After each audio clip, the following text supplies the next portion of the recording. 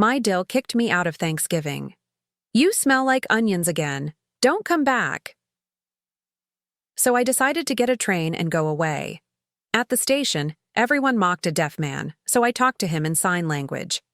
I gave him my last $50. He signed, "You will have a good life."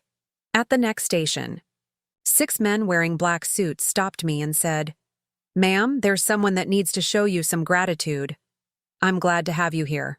Follow my story until the end and comment the city you're watching from, so I can see how far my story has reached." I should have known something was wrong the moment Emery opened the door. Her smile was too bright, too practiced, like she'd been rehearsing it in the mirror. She stood there in her perfectly pressed apron, not a hair out of place, looking like she'd stepped out of a magazine spread about perfect Thanksgiving hostesses. "Geraldine," she said, my name rolling off her tongue like something distasteful. "You're here. Not 'Happy Thanksgiving, Mom,' or even 'Come in.' Just acknowledgement of my existence, delivered with the enthusiasm of someone greeting a door-to-door salesman.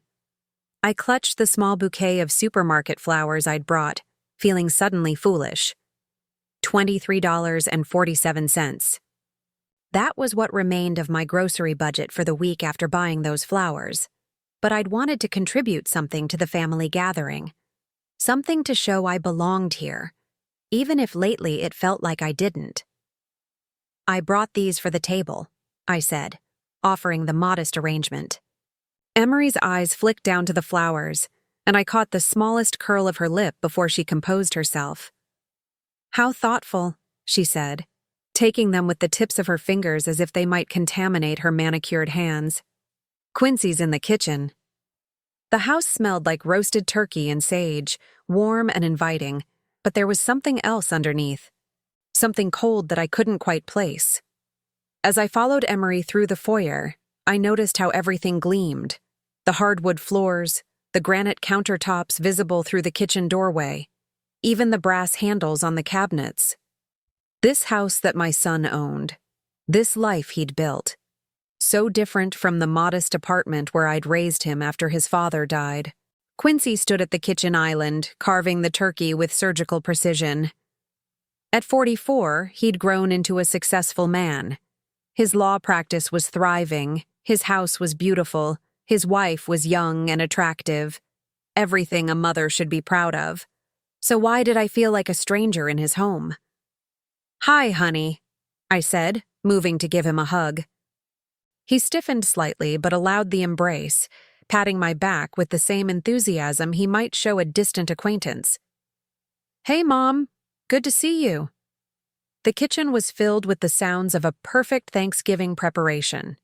Pots bubbling on the stove, the oven timer beeping softly, the gentle clink of good china being arranged on the dining room table. But underneath it all was silence. The kind that exists between people who have nothing real to say to each other. "Can I help with anything?" I asked, looking around for some way to contribute. Emery appeared beside us, having disposed of my flowers somewhere I couldn't see. "Oh no, everything's under control. Why don't you just sit?" She gestured toward a bar stool at the far end of the kitchen island, the kind of seat you'd give someone you wanted to keep at a distance but couldn't completely exclude. I perched on it awkwardly, my hands folded in my lap, watching my son and his wife move around each other in perfect choreographed harmony. They'd been married for 5 years now, and I still felt like an outsider looking in on their life. Emery had made it clear from the beginning that she found my presence unnecessary, though she was always careful to couch her rejections in politeness. "Oh, Geraldine, you don't need to come to Quincy's birthday dinner. It's just going to be very small. The holidays are so hectic. Maybe it's better if you just relax at home this year." But I was here now, and I was determined to make the best of it. "The turkey smells wonderful," I said, trying to fill the silence. "It should," Emery replied, not looking up from the potatoes she was mashing. "It cost $68.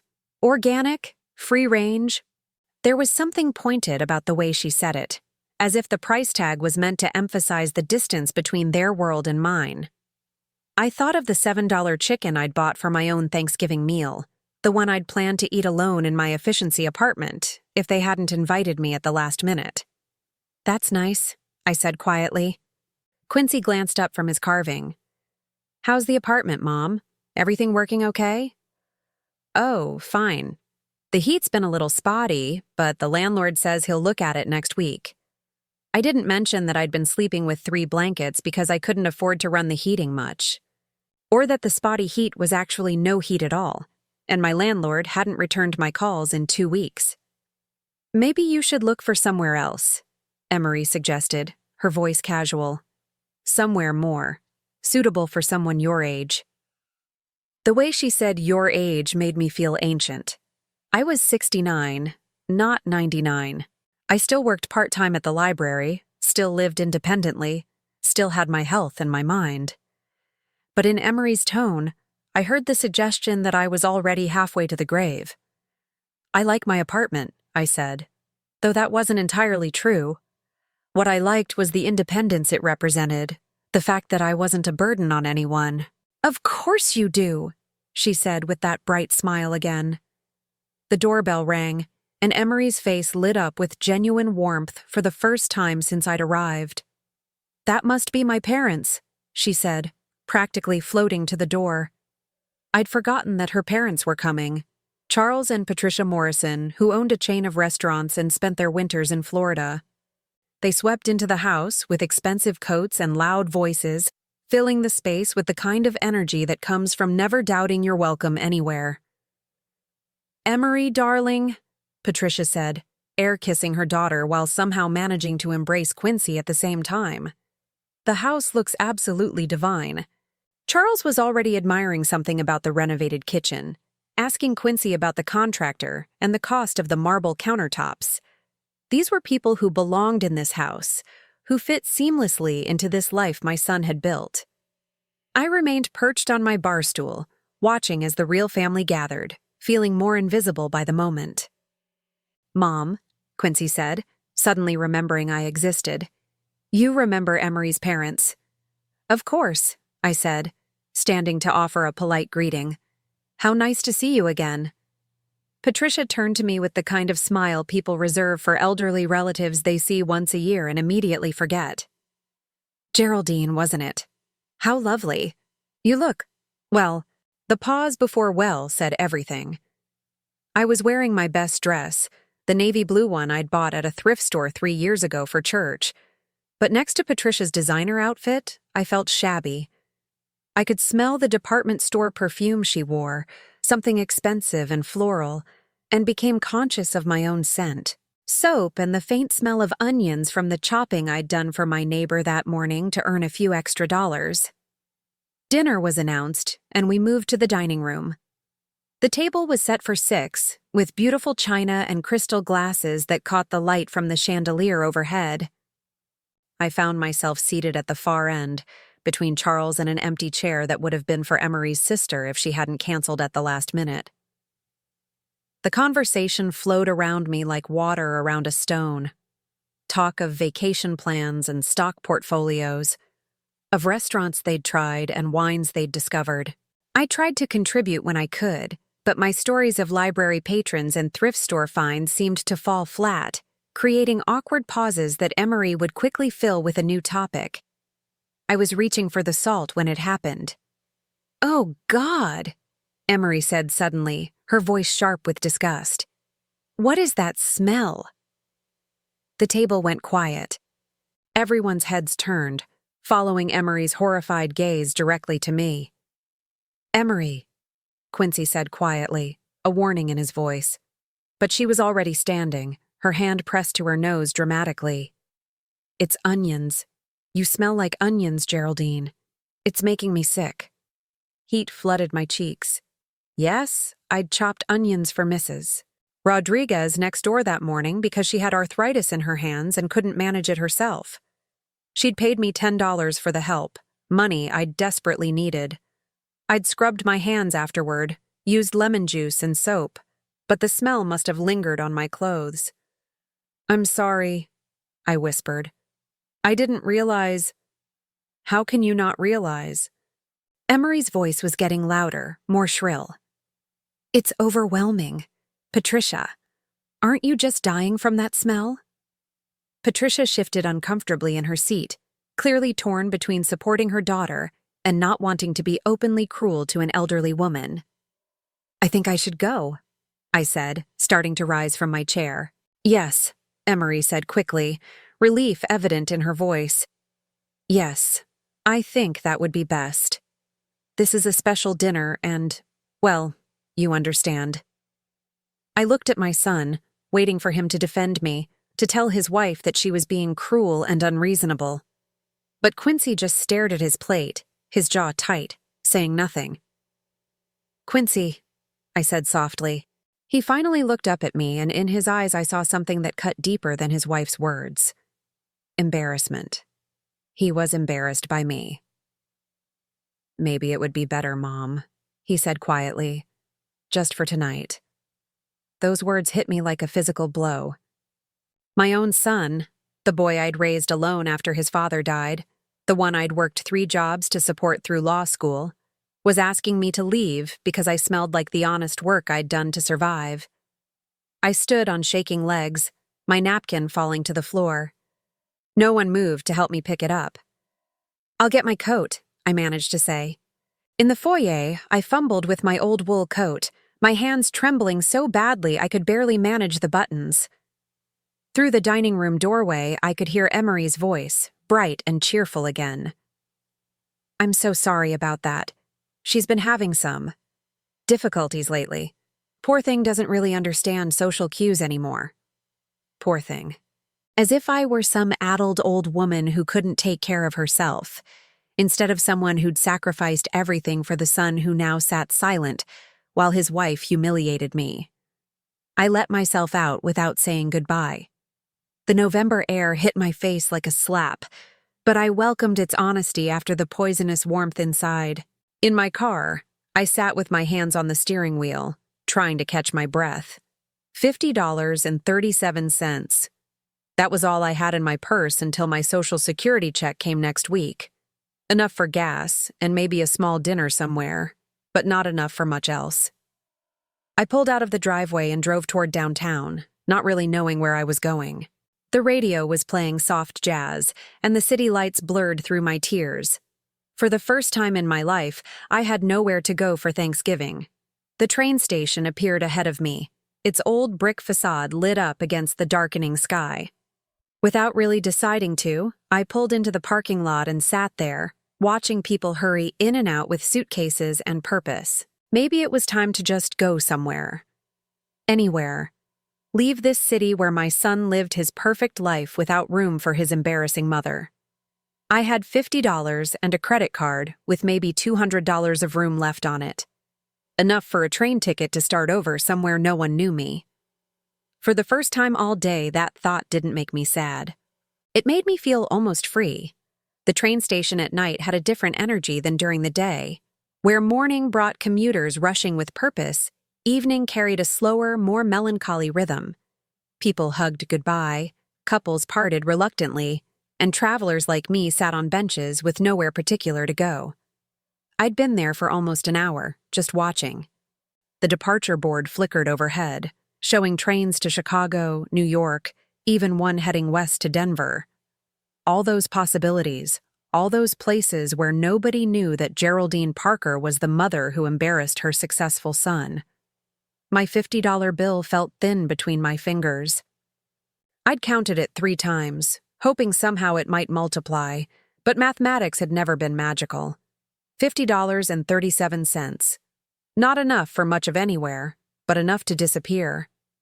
That's when I noticed him.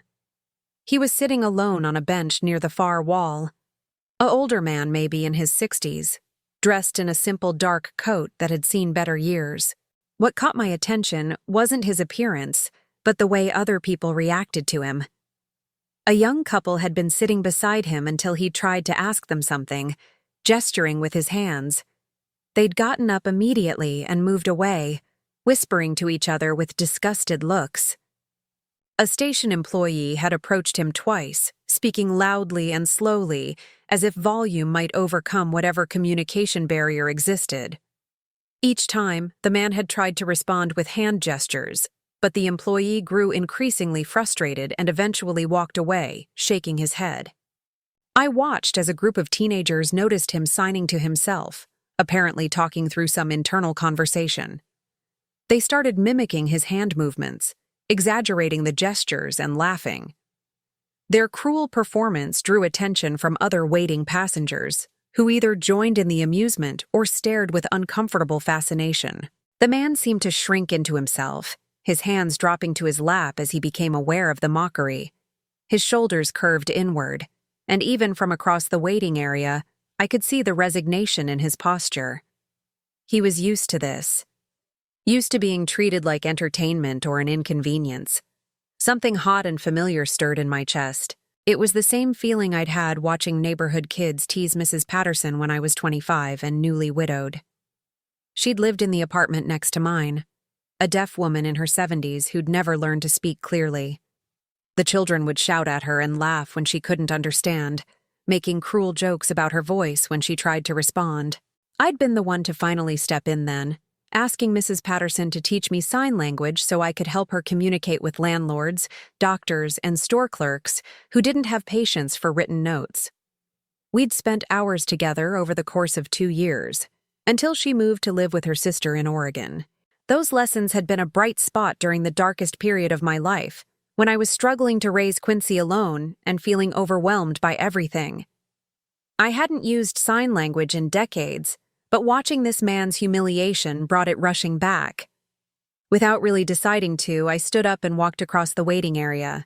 The teenagers scattered as I approached, probably sensing they were about to be scolded by someone's grandmother. The man looked up as I sat down beside him, wariness in his dark eyes. I lifted my hand slowly and signed, "Are you okay?" The change in his expression was immediate and profound. His eyes widened, then filled with something that might have been relief or gratitude, or both. He straightened in his seat, no longer trying to make himself invisible. "You know sign?" He signed back, his movements quick and fluid, much more confident than my rusty attempts. "A little," I replied, struggling to remember the right hand shapes. People were being unkind. "I'm sorry." He waved away my apology with a graceful gesture. "I'm used to it. Thank you for noticing, though. Not many people do." We sat in comfortable silence for a moment, and I found myself studying his face. There was something dignified about him, despite his simple clothes and the way others had treated him. His hands were clean and well cared for, his posture straight now that he didn't feel under attack. He carried himself like someone accustomed to respect, even if he wasn't receiving it tonight. "Are you traveling?" I asked. "Supposed to be," he signed, then paused. "But I think I lost my wallet. Had my ticket, my identification, everything." My heart sank for him. Being stranded was bad enough when you could easily communicate with station personnel. For someone who couldn't hear and relied on sign language, it would be nearly impossible to get help from anyone here. "Did you check the lost and found?" He nodded, looking discouraged. The clerk couldn't understand what I was looking for. He kept talking louder, as if that would help. His hands moved with a touch of bitter humor. Amazing how many people think deafness is actually a volume problem. I found myself smiling at that, which seemed to surprise him. "Where were you trying to go?" I asked. "Baltimore. I have family there." He paused, seeming to debate something with himself. "I'm supposed to be at work tomorrow, but I guess that's not happening now." "What kind of work do you do?" His hands hesitated, then he signed simply, "Medical field, but it's not important now." There was something he wasn't telling me, but I didn't press. We all had our private troubles. I looked around the station, at all the people rushing past without a second glance at this man who was stuck. The departure board showed a train to Baltimore leaving in 45 minutes. According to the price display, a one-way ticket cost $43. I had $50.37. "What if I bought your ticket?" I heard myself asking. His hands went still. I couldn't ask you to do that. You didn't ask. I'm offering. You don't even know me. I thought about that for a moment. I know you're stranded and need help. I know people were treating you badly and you didn't respond with anger. That tells me enough. He studied my face intently as if trying to read something there. Why would you help a stranger? The question caught me off guard. Why was I willing to give away almost all the money I had to someone I'd just met? Maybe it was because I'd been shown so little kindness myself today. Maybe it was because helping Mrs. Patterson had been one of the few times in my life I'd felt truly useful. Or maybe it was simply because doing something good felt better than sitting alone feeling sorry for myself. Because you need help, and I can provide it, I signed. It's that simple. He was quiet for a long moment, his hands folded in his lap. When he finally looked up, his eyes were bright with unshed tears. That would mean everything to me, he signed. But I don't know how I could repay you. You don't need to repay me. I stood up and walked to the ticket counter, my heart pounding. $43 would leave me with $7.37. Not enough to buy a ticket anywhere myself. Barely enough for a meal. But seeing the relief and gratitude in his expression had been worth more than money. The ticket agent, a tired-looking woman in her 40s, barely looked up as she processed the purchase. Next train to Baltimore departs platform 3 in 40 minutes, she said, sliding the ticket across the counter. When I returned to the bench, he was standing, ready to go. I handed him the ticket, and he stared at it for a moment as if he couldn't quite believe it was real. Thank you, he signed, but the simple words seemed inadequate for what he was feeling. Travel safely, I replied. He hesitated, then reached into his coat pocket and pulled out a business card. It was plain white with just a phone number printed on it, no name or company. He pressed it into my hand. If you ever need anything, he signed, call this number. Tell them Samuel sent you. Samuel? I repeated, trying to remember the sign for his name. He showed me, spelling it out with finger letters, then making a quick gestural sign that looked like he was drawing something in the air. What will I tell them you did for me? I asked. His hands moved slowly, thoughtfully. Tell them you showed kindness to a stranger when no one else would. They'll understand. There was something significant about the way he said it, as if this card and this number meant more than they appeared to. But before I could ask, the announcement came over the loudspeaker for final boarding to Baltimore.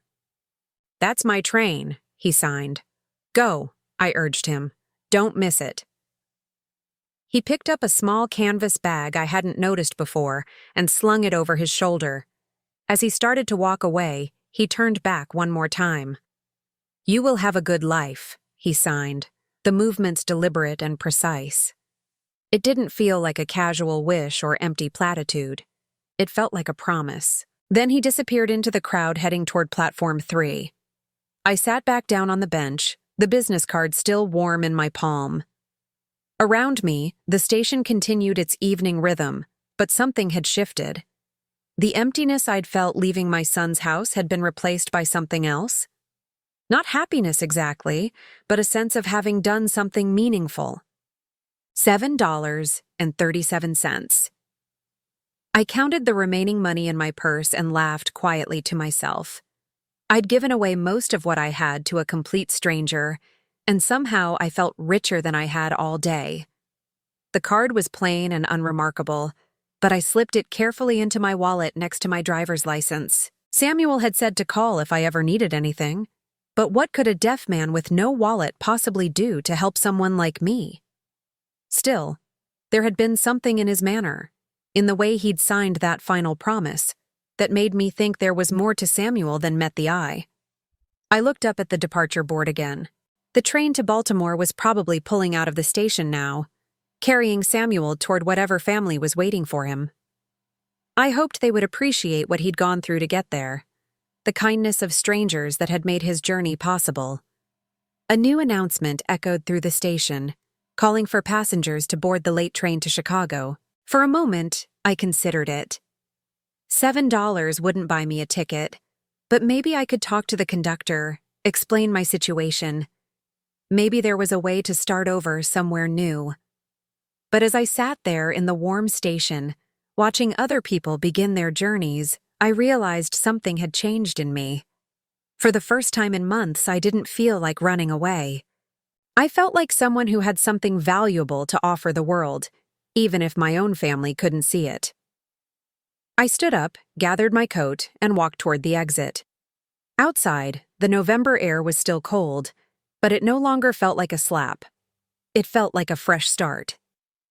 The business card pressed against my fingers through my wallet as I walked to my car. Samuel had disappeared into the night, but he'd left me with something unexpected. Not just a mysterious phone number, but a reminder that there were still people in the world who recognized genuine kindness when they saw it. And somehow, that felt like the beginning of something important. I made it exactly 3 blocks from the train station before they found me. 6 men in identical black suits materialized from the shadows like something out of a movie. They moved with the kind of coordinated precision that spoke of military training or law enforcement, forming a loose circle around my old Honda as I sat at a red light. My first instinct was panic. In my neighborhood, well-dressed men approaching your car at night usually meant trouble of the expensive kind. I fumbled for the door lock, but the man nearest my window held up his hands in a gesture of peace.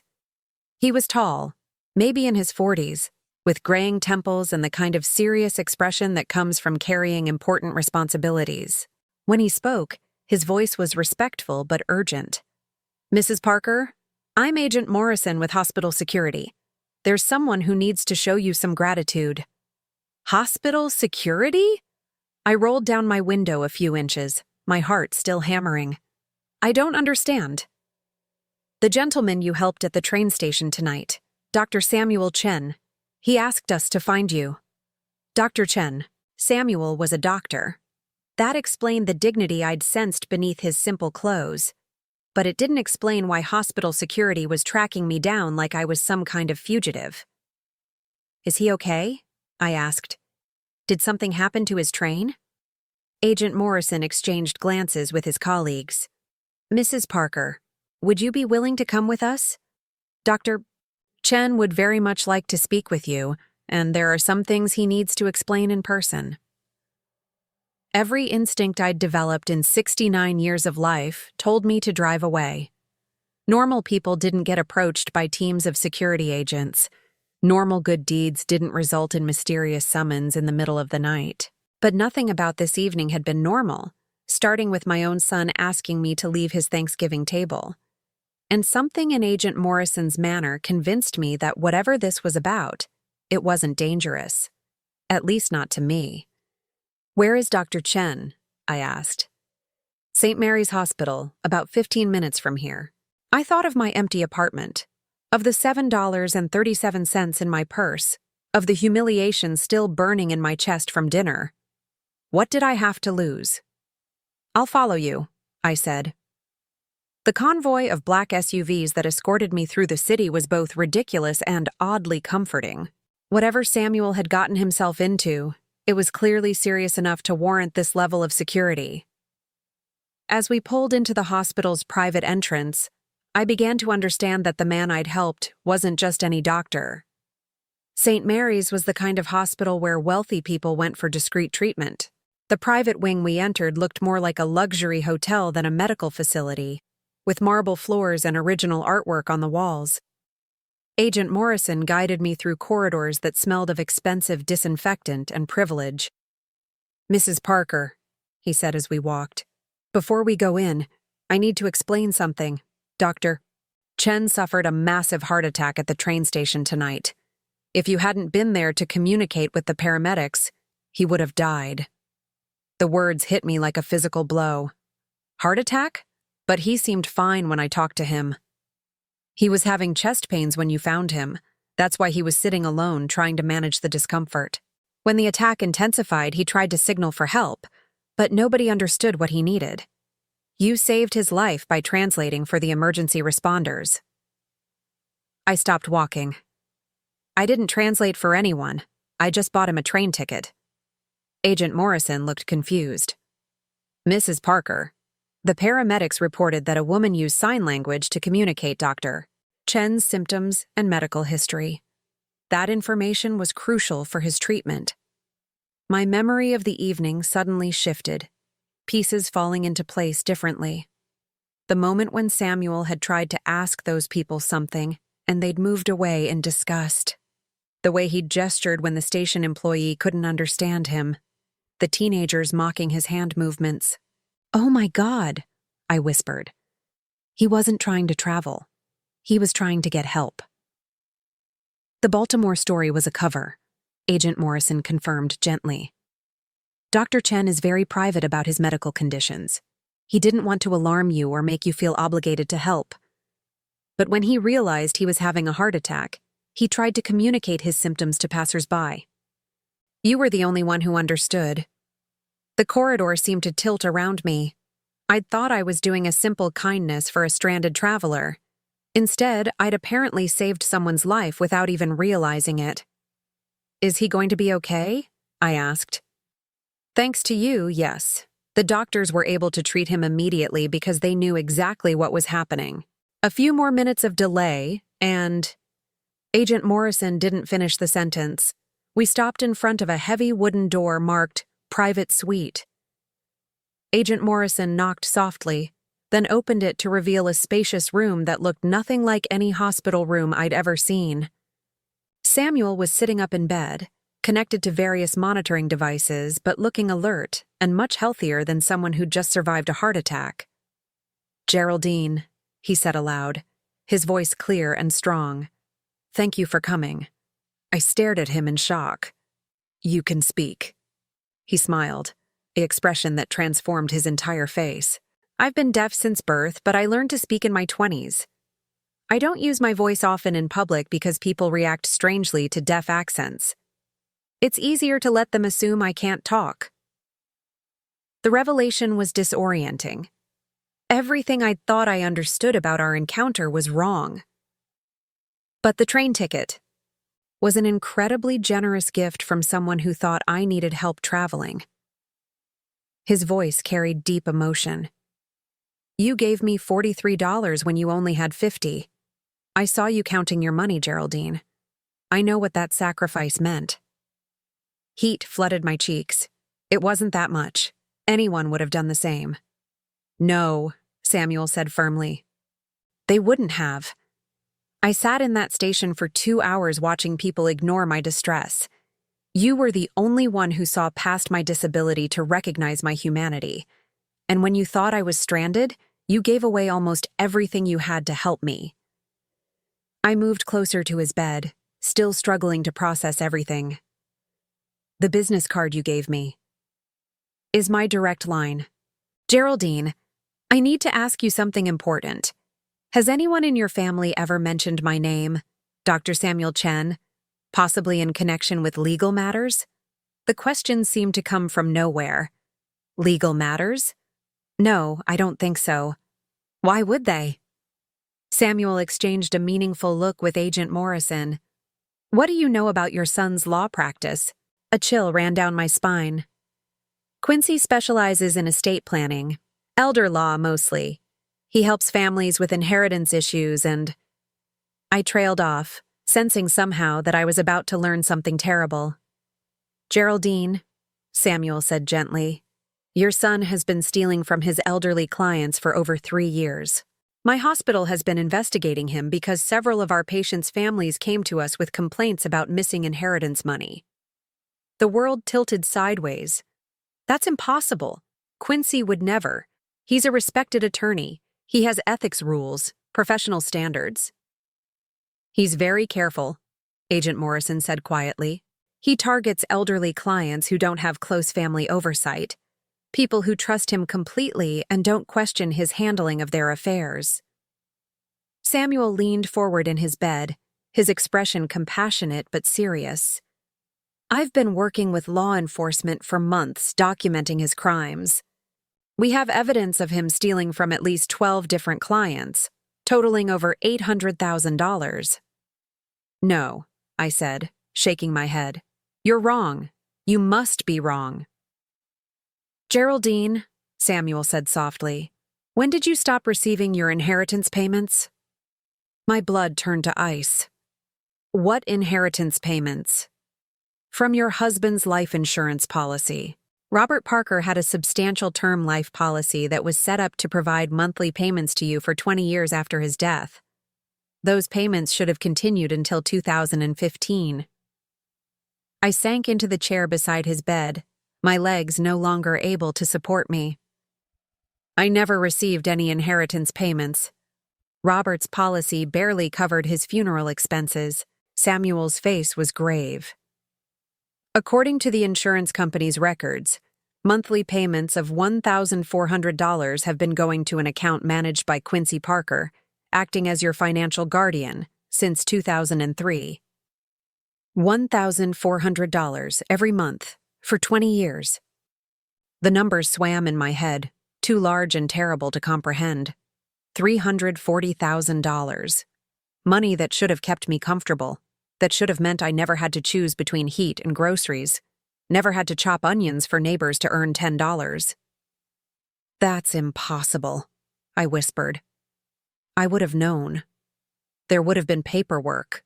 Your son filed guardianship papers after your husband died, Agent Morrison explained. He claimed you were suffering from grief-related depression and couldn't manage your own finances. The insurance company sent all correspondence directly to him. I remembered those months after Robert's death. I had been devastated, overwhelmed by trying to raise Quincy alone while grieving the loss of my partner. Quincy had been 16, old enough to help with some arrangements, but young enough to need guidance. I'd been grateful when he'd taken initiative with some of the legal paperwork, proud of how mature and responsible he was being. He'd stolen from me for 20 years. Started when he was still in high school, continued through college, law school, his wedding, his entire adult life. Every time I'd struggled to pay rent, every time I'd apologized for not being able to help him financially, he'd been living off money that belonged to me. The insurance company tried to contact you several times over the years when payments were missed or delayed, Samuel continued, but Quincy intercepted all the correspondence. As far as they knew, you were being taken care of. My mind flashed to all the times Quincy had handled my mail, offering to help with bills and paperwork because it was too much stress for me. Times when I'd been grateful for his assistance, proud that I'd raised such a caring son. Does Emery know? I asked, though I already suspected the answer. Samuel nodded grimly. She's the one who suggested the guardianship fraud originally. We have emails between them discussing how to maintain the arrangement and avoid detection. Emery, the woman who'd humiliated me for smelling like onions, who'd treated me like an unwelcome burden, had been living in a house paid for with money stolen from me. The expensive furniture, the $68 turkey, the renovated kitchen with marble countertops, all of it funded by my husband's life insurance. Why are you telling me this? I asked. Why do you care about one old woman's family problems? Because you saved my life, Samuel said simply, and because I've spent my career fighting for people who can't fight for themselves. I run a foundation that provides legal aid to elderly victims of financial abuse. When I started investigating your son, I never imagined I'd end up owing my life to his victim. The irony was breathtaking. The son who'd stolen my future had led me to the man who could restore it. The humiliation that had driven me from Quincy's house had brought me to the train station at exactly the moment Samuel needed help. What happens now? I asked. Now we give you back what was stolen, Samuel said. And we make sure your son faces consequences for what he's done. Agent Morrison pulled out a thick folder. We have all the documentation ready. The insurance company has already frozen your son's access to the accounts. You can have your money back by the end of the week. $340,000. The amount was so large it felt abstract, like monopoly money. But it represented 20 years of struggling, 20 years of believing I was a burden, 20 years of accepting charity from the very people who were robbing me. There's something else, Samuel said quietly. The medical emergency tonight. Your intervention. It's given us the perfect opportunity to approach your son about the investigation. We'd like you to be there when we do. I looked up at him sharply. What do you mean? We mean, Agent Morrison said with a slight smile, that Quincy Parker is about to learn that the mother he dismissed tonight holds all the power in his life. As the full implications sank in, I felt something I hadn't experienced in decades. Not just relief or vindication, but a sense of justice so profound it made me dizzy. Tomorrow, the son who'd asked me to leave his table because I embarrassed him would discover that his entire comfortable life had been built on money stolen from the woman he'd rejected. I didn't sleep that night. How could I? 20 years of lies had been stripped away in a single conversation, leaving me staring at the ceiling of my efficiency apartment with a clarity that was almost painful. Samuel had sent me home with a thick folder of documents and Agent Morrison's business card, promising they would contact me the next morning with a plan. But lying there in the dark, listening to my neighbor's television through the thin walls, I found myself thinking about more than just the money. I thought about every time I'd apologized for not contributing more to family gatherings. Every birthday when I'd given Quincy a modest gift and watched him accept it with the kind of polite gratitude you show to distant relatives. Every Christmas when Emery had made subtle comments about how difficult it must be to live on a fixed income. They had been stealing from me while accepting my gratitude for their occasional acts of charity. The phone rang at exactly 8 o'clock in the morning. Agent Morrison's voice was crisp and professional. Mrs. Parker, Dr. Chen would like to meet with you this morning before we approach your son. Are you available at 10? I was dressed and ready by 9:30, sitting in my car outside St. Mary's Hospital with the folder of evidence in my lap. The November morning was gray and cold, matching my mood perfectly. Today, my son was going to learn that his entire adult life had been built on a foundation of theft and lies. The question was, what did I want to happen to him? Samuel looked much better when I arrived at his room. The monitors were gone, and he was dressed in street clothes, sitting in a chair by the window with a cup of coffee. When he saw me, he stood and embraced me gently. "How are you feeling?" he asked. "Angry," I said honestly. "Confused, betrayed, but also relieved somehow. At least now I know why nothing ever made sense." He nodded understanding. Financial abuse within families is particularly devastating because it destroys trust in the people who are supposed to protect you. Your feelings are completely normal. "What happens to Quincy?" I asked. "If we proceed with this investigation, what are the consequences?" Samuel's expression grew serious. "That depends partly on you. We have enough evidence to pursue criminal charges for fraud, elder abuse, and embezzlement. If convicted, he could face 5 to 10 years in prison and be required to repay everything he's stolen, plus penalties. And if I don't want to press charges? We can still recover your money through civil proceedings. The insurance company is eager to cooperate because they've been defrauded too. But without criminal charges, Quincy might only face professional consequences. Loss of his law license, civil penalties." I stared out the hospital window at the city below. Somewhere out there, my son was probably having his morning coffee, preparing for another day of practicing law, completely unaware that his world was about to collapse. "There's something else you should know," Samuel said quietly. "We've been monitoring his communications since we started the investigation. Yesterday, after you left his house, Quincy called his office partner to discuss what he called the mother problem." My stomach clenched. "What did he say?" Samuel pulled out a small recording device. "Are you sure you want to hear this?" I nodded, though my hands were shaking. The recording quality was crystal clear. Quincy's voice, confident and casual, discussing me like I was a business obstacle. "She's getting more difficult," I heard him say. "Emery thinks we should look into assisted living options. Something to limit her access to family functions." Another voice, his partner David. "That seems harsh." She's still mentally competent, right? Physically, yes, but she's becoming an embarrassment. Did you see how she showed up to Thanksgiving? She smelled like she'd been working in a restaurant kitchen. Emery was mortified in front of her parents. My breath caught. He'd been planning to institutionalize me. The financial guardianship makes it easier, Quincy continued. I can argue that she's not capable of managing her living situation independently. The smell, the inappropriate behavior, the inability to maintain proper hygiene standards, it all builds a case for incompetence. David's voice was uncomfortable. Quincy, that sounds like you're manufacturing evidence. I'm documenting a natural decline.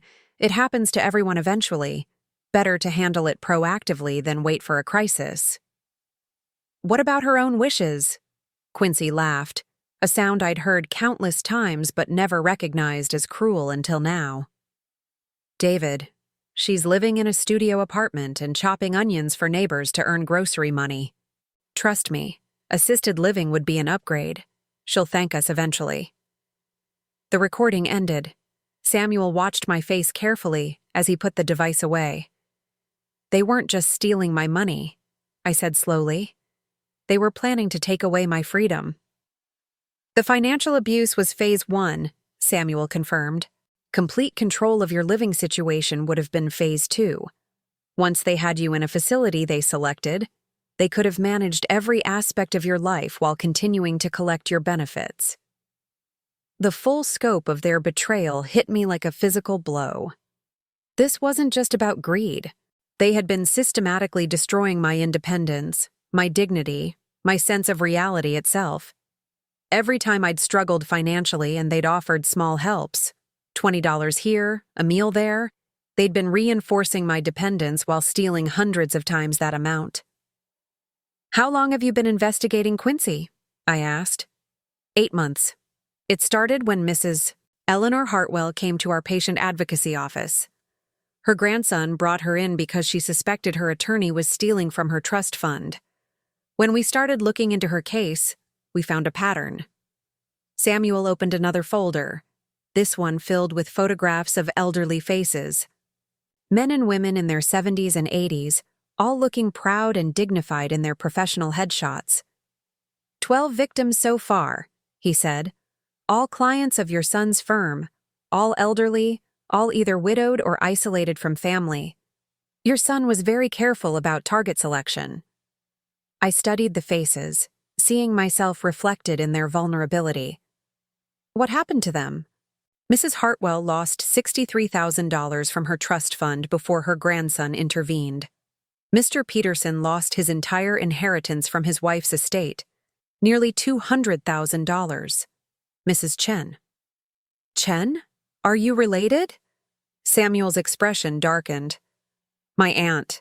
She lost $120,000 before she died. That's when I got personally involved in this investigation. The revelation added another layer to an already complex situation. Samuel wasn't just a good Samaritan I'd helped at a train station.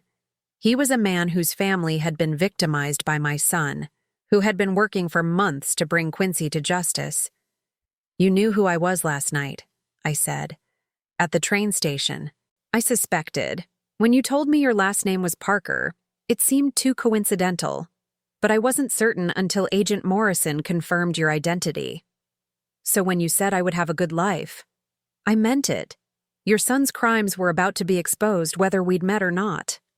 You saved my life, Geraldine. The least I could do was make sure justice included you. A knock at the door interrupted us. Agent Morrison entered, followed by a woman in an expensive suit carrying a briefcase. Mrs. Parker, Agent Morrison said. This is Attorney General Richards. She's here to discuss your options. Attorney General Richards was probably in her 50s, with the kind of authoritative presence that came from years of prosecuting difficult cases. She shook my hand firmly and sat down across from me. Mrs. Parker, I want you to know that what happened to you represents one of the most extensive cases of familial financial abuse we've seen. Your son didn't just steal money. He systematically manipulated your understanding of your own financial situation to maintain control over your life. "What are my choices?" I asked. "We can proceed with criminal charges immediately. The evidence is overwhelming, and we can guarantee conviction. Your son would face significant prison time and be required to make full restitution. And if I don't want to pursue criminal charges? We can still recover your money through civil proceedings and professional sanctions. Your son would lose his law license and be barred from practicing law, but he wouldn't face jail time." I thought about the recording, about Quincy's casual discussion of putting me in assisted living against my will, about Emery's cruel smile as she humiliated me in front of her parents, about 20 years of believing I was a burden when I was actually being robbed. "There's a third option," Attorney General Richards continued. "We can arrange a confrontation where your son learns about the investigation in your presence. Sometimes seeing the human cost of their crimes helps defendants understand the gravity of their actions." "You mean I could be there when you tell him you know what he's done?" "Yes. Dr. Chen suggested it might provide some closure for you to see your son's reaction when he learns his crimes have been discovered." I thought about Quincy asking me to leave his table because I embarrassed him, about Emery's disgust at my smell, about their plans to institutionalize me for being inconvenient. "I want to be there," I said. "I want to see his face when he realizes the mother he dismissed controls his entire future." Attorney General Richards smiled grimly. "Then let's pay your son a visit." As we prepared to leave the hospital, Samuel took my arm gently. "Geraldine," he said, "whatever you decide about pressing charges, remember that you have your power back now. You're not the victim anymore. You're the one making the choices." For the first time in 20 years, that felt absolutely true. The drive to Quincy's law office took 25 minutes, giving me plenty of time to think about what I wanted to say to the son who had stolen my life while pretending to love me. By the time we pulled into the parking lot of his prestigious downtown firm, I knew exactly what kind of justice I wanted.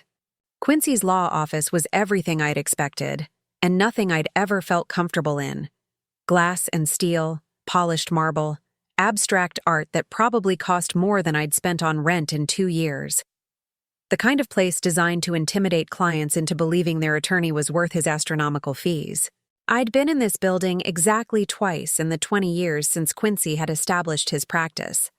Both times, I'd felt like an intruder, someone who clearly didn't belong among the wealthy clients who could afford his services. Now, walking through the lobby flanked by Agent Morrison and Attorney General Richards, I felt different. Not like an intruder, but like someone with a purpose. "He's in a client meeting," the receptionist informed us, her voice carefully neutral despite the obvious tension of having law enforcement appear unannounced. Mr. Parker asked not to be disturbed. "Tell him it's about his mother," Attorney General Richards said calmly. "Tell him it's urgent."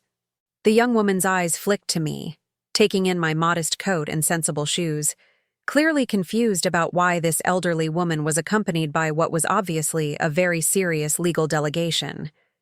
She picked up her phone and spoke in hushed tones. "He'll see you in 5 minutes," she said, hanging up. "Conference room B." As we waited, I studied the photographs lining the walls.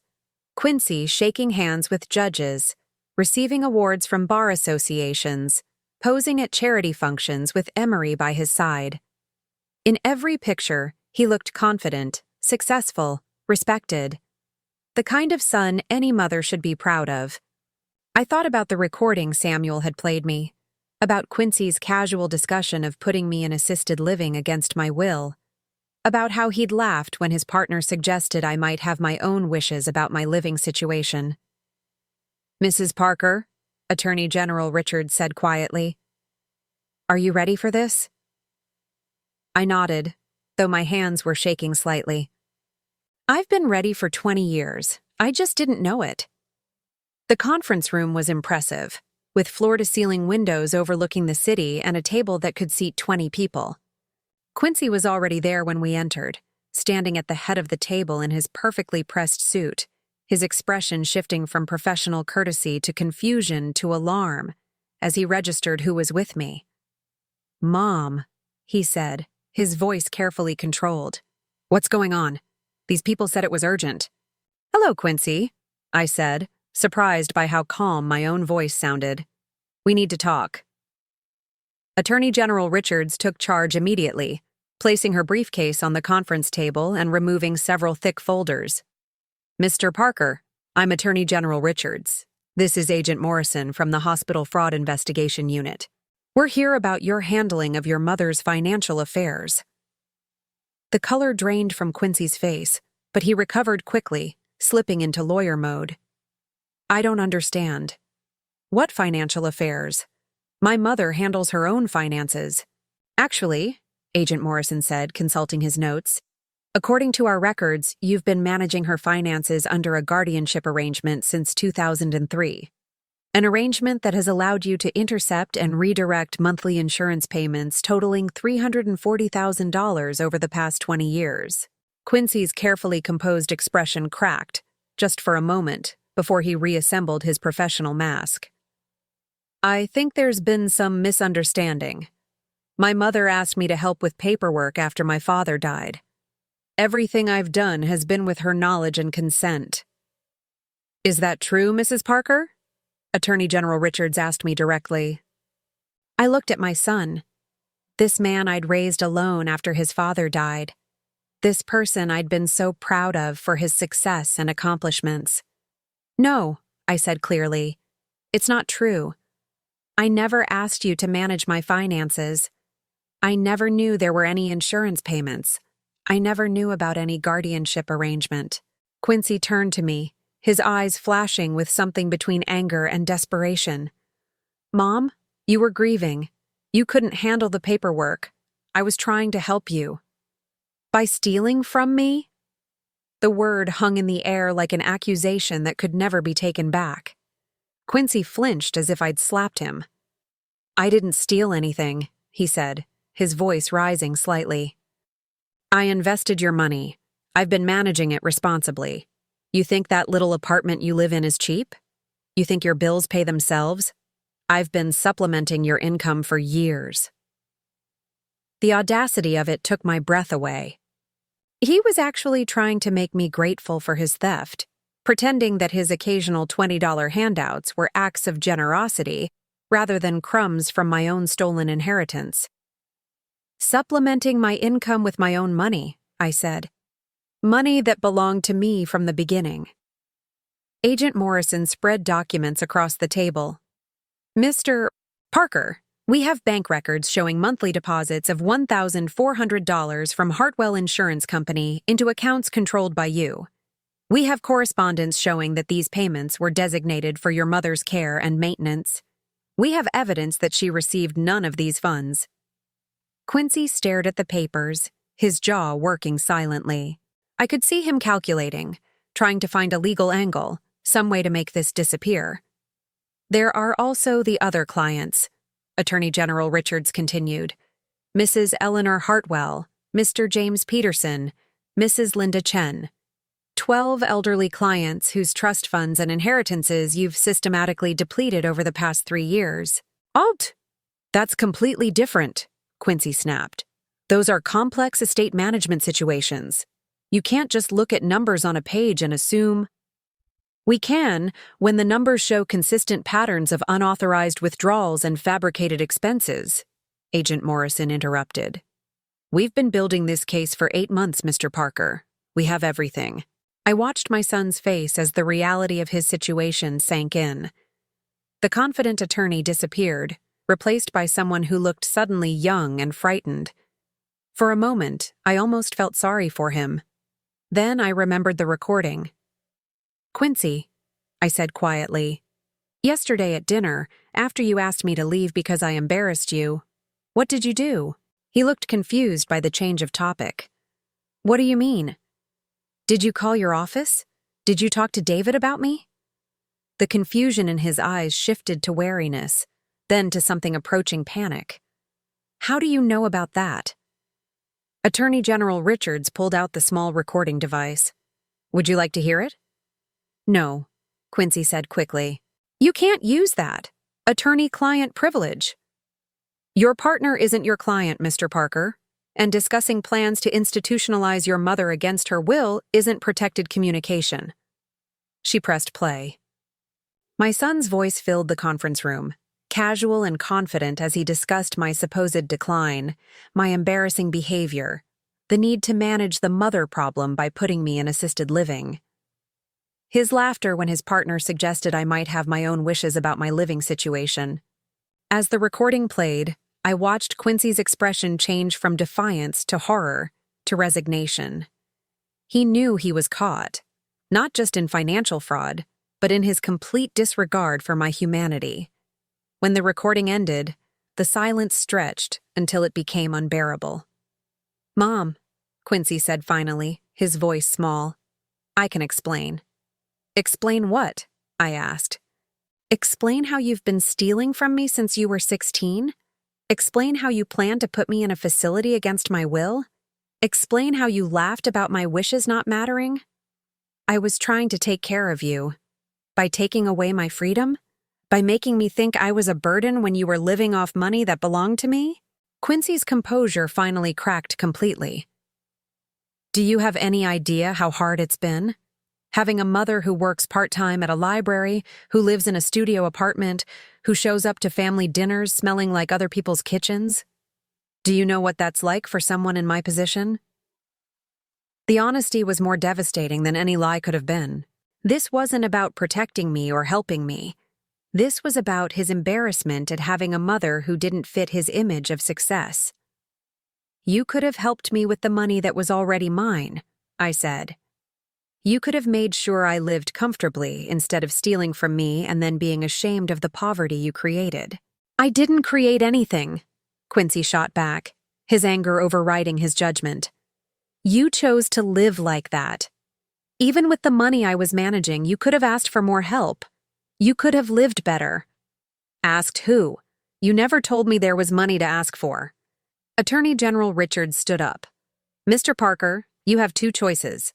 You can cooperate with this investigation and work toward a settlement that includes full restitution and professional sanctions, or we can proceed directly to criminal charges for elder abuse, fraud, and embezzlement." Quincy looked at her, then at Agent Morrison, then at me. For the first time in my adult life, I saw my son not as the successful attorney or the ungrateful child, but as what he really was. A weak man who had built his life on theft and lies. "What do you want from me?" he asked, and I wasn't sure if he was talking to the investigators or to me. "I want my money back," I said. "All of it.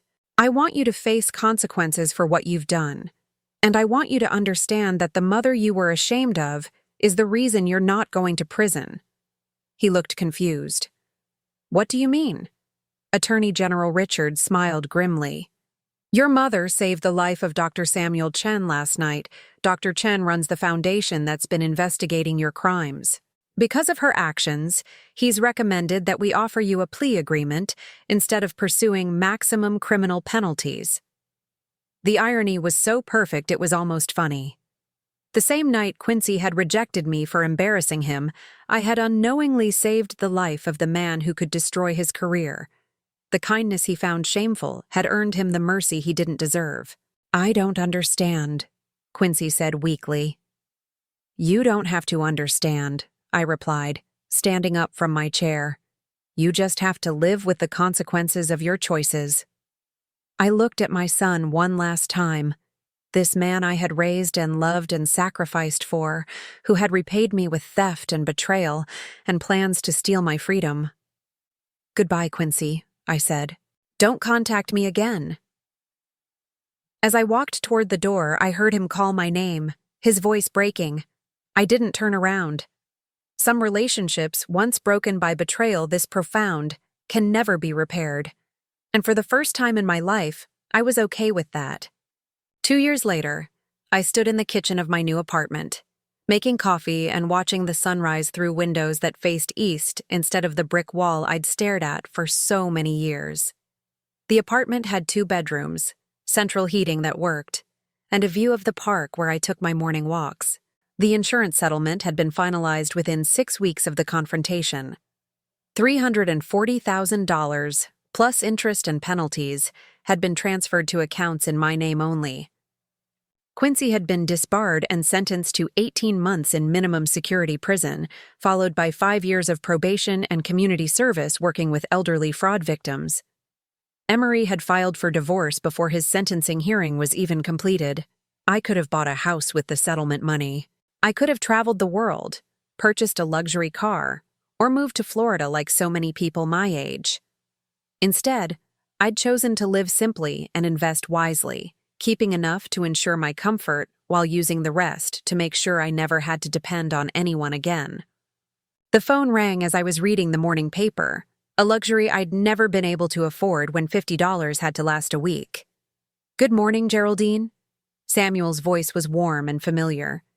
"How are you feeling today?" "Free," I said, the same answer I'd given him every time he'd asked that question for the past 2 years. Samuel and I had developed an unlikely friendship after the investigation concluded. He'd insisted on staying in touch, claiming that saving his life had created a bond between us that couldn't be broken by the resolution of legal proceedings. I suspected it was more than that. 2 people who had survived betrayal by people they'd trusted, who understood the particular kind of strength required to rebuild after profound loss. "Are you ready for today?" he asked. Today was special. Quincy was being released from prison, and according to the terms of his probation, he was required to attend a victim impact session where the people he'd stolen from could address him directly if they chose to. I was the only victim who had agreed to participate. "I'm ready," I said. "Are you coming?" "I'll be there. Moral support." The community center where the session was being held looked like countless other institutional buildings, bland, functional, designed to be as non-threatening as possible. I arrived early and sat in the parking lot for a few minutes, thinking about what I wanted to say to the son I hadn't spoken to in 2 years. I'd received letters from him during his incarceration.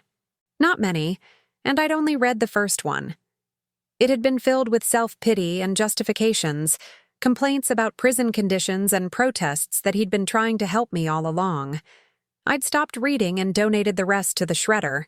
But I'd heard things through the small legal community Samuel moved in. Quincy had struggled in prison, finding it difficult to adjust to a world where his law degree and family connections meant nothing. He'd completed his GED teaching program and worked in the prison library, apparently discovering some capacity for honest work.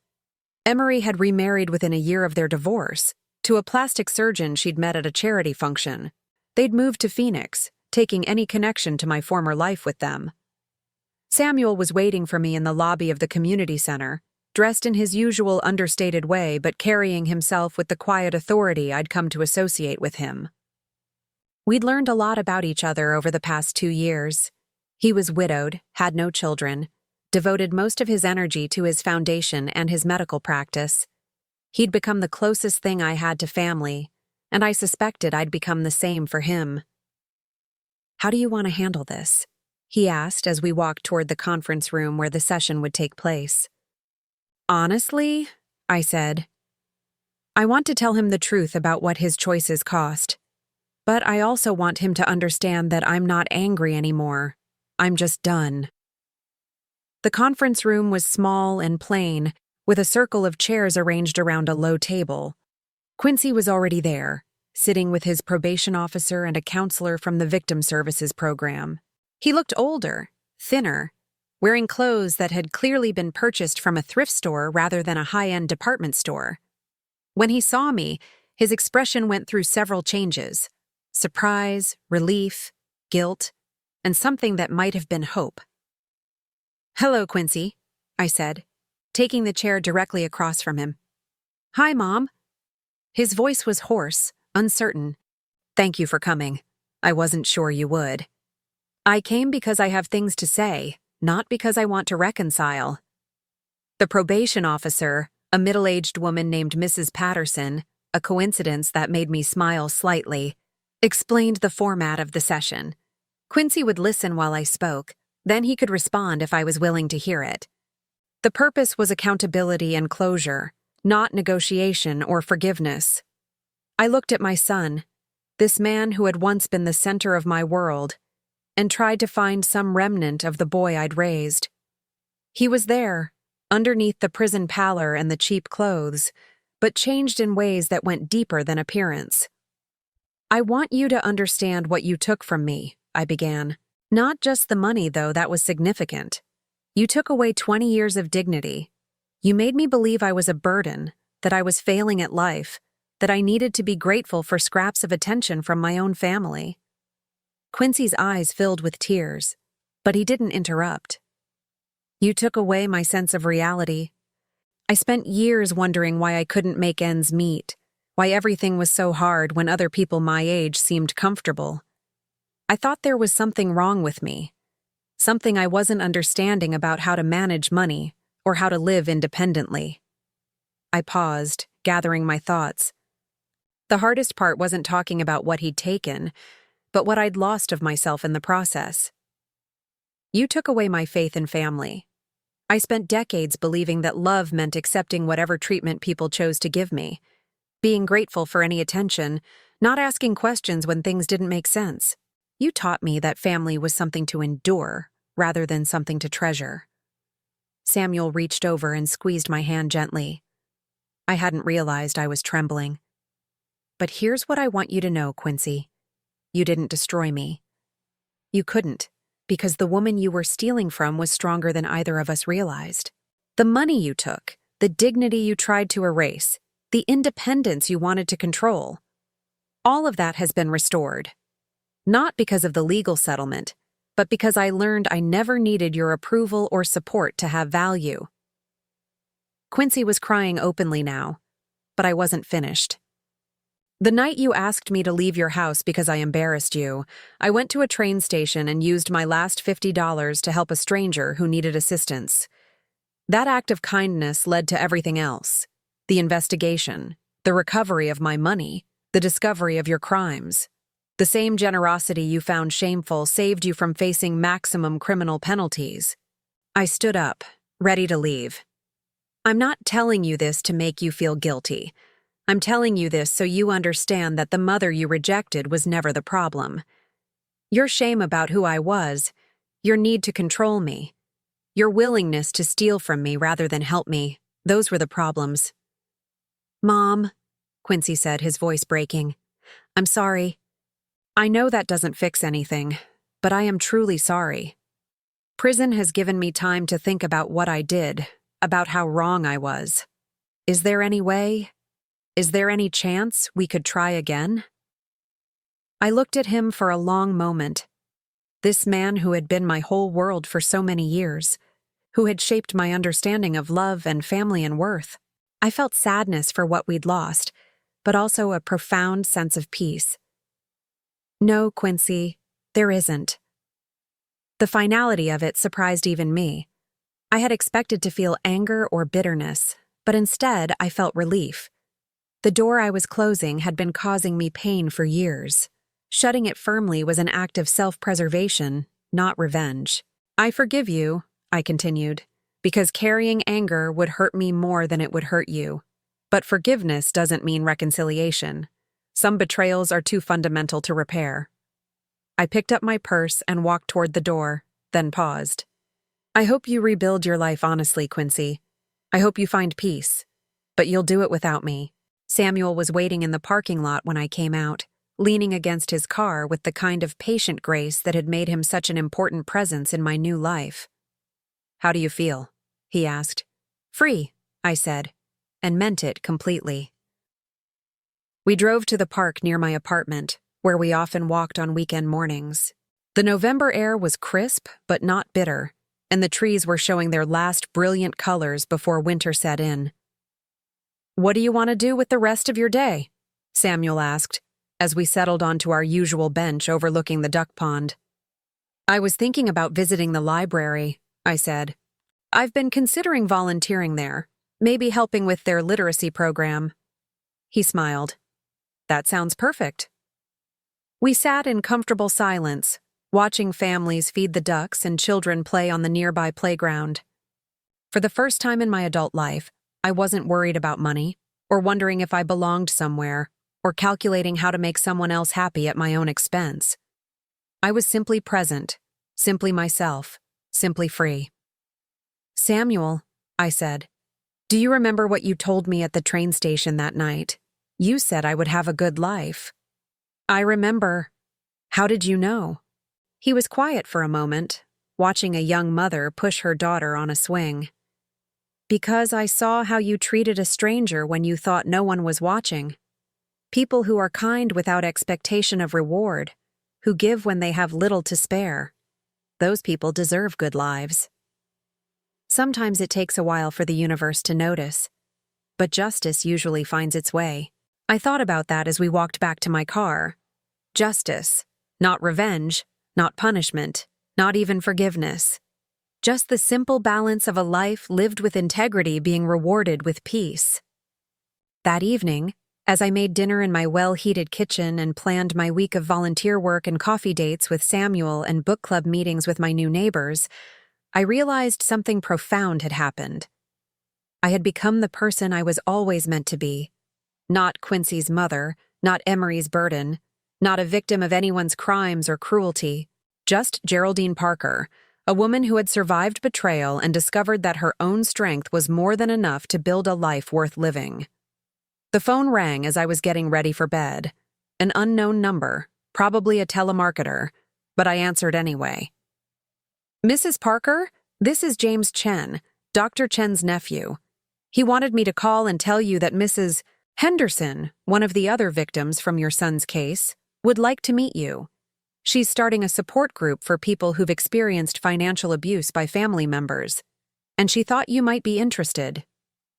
I considered it. A year ago, I would have declined, too ashamed to talk about what had happened to me. Now, the idea of helping other people navigate similar betrayals felt like a natural extension of the healing I'd done. "Tell her yes," I said. "I'd be honored to help." After I hung up, I looked around my apartment one more time before turning off the lights. Tomorrow would bring new opportunities to be useful, to be kind, to be myself without apology or explanation. For the first time in my life, that felt like enough. More than enough. It felt like everything. Now I'm curious about you who listened to my story. What would you do if you were in my place? Have you ever been through something similar? Comment below.